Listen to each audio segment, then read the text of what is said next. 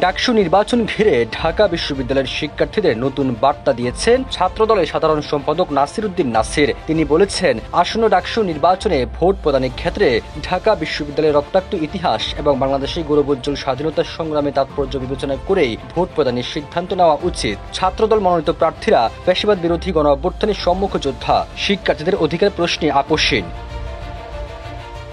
সামাজিক যোগাযোগ মাধ্যম ফেসবুকে নিজের পেজে এক পোস্টে নাসির উদ্দিন নাসির আরো বলেন, তারুণ্যদীপ্ত মেধাবী শিক্ষার্থী, উদার নৈতিক গণতন্ত্র চর্চায় বিশ্বাসী এক ঝাঁক তরুণ তরুণী, আগামীকালের ডাকসু নির্বাচনে তাদের পক্ষে আপনাদের মূল্যবান ভোট দিন।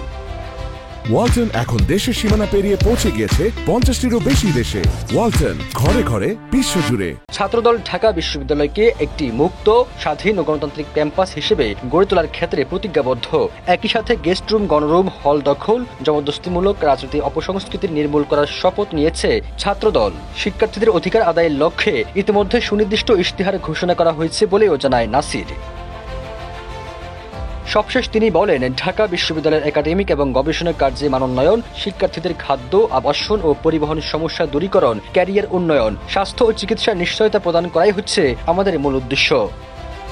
সবুজ আলম, নিউজ ডেস্ক, ইত্তেফাক।